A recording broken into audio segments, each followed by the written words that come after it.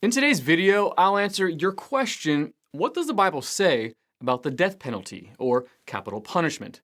Then afterward, as always, I'll share some helpful resources, so stick around until the end.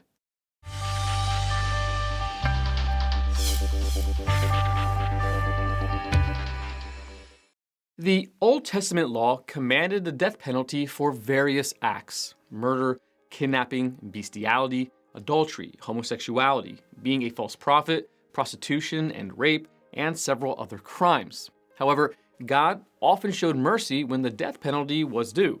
David committed adultery and murder, yet God did not demand his life to be taken.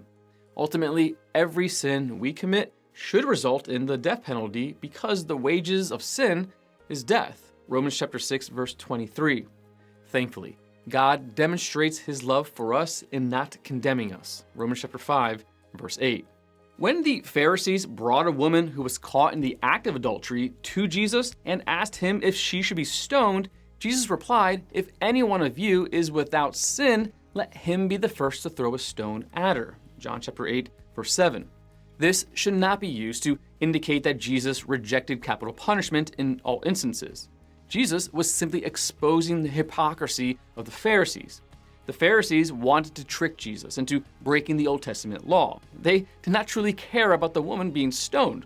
Where was the man who was caught in adultery? God is the one who instituted capital punishment.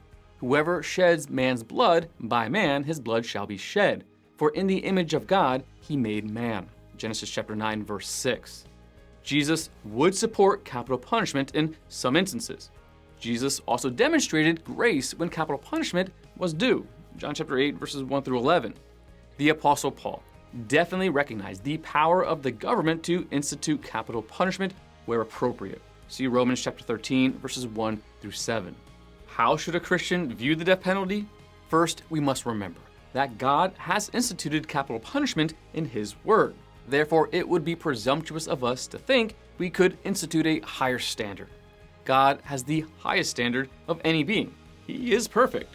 This standard applies not only to us, but to him. Therefore, he loves to an infinite degree, and he has mercy to an infinite degree. We also see that he has wrath to an infinite degree, and it is all maintained in perfect balance. Second, we must recognize that God has given government the authority to determine when capital punishment is due. Genesis chapter 9, verse 6. It is unbiblical to claim that God opposes the death penalty in all instances. Christians should never rejoice when the death penalty is employed, but at the same time, Christians should not fight against the government's right to execute the perpetrators of the most evil of crimes. Want to learn more? Subscribe so you don't miss the next video. Visit gotquestions.org for more great content and check out the details section below this video. There you'll find one book I recommend along with several links to related questions. If you'd like to learn about Bible Munch or if you're interested in bite-sized devotionals, subscribe to Bible Munch on YouTube. It's linked right here. Now remember, got questions? The Bible has answers. We'll help you find them.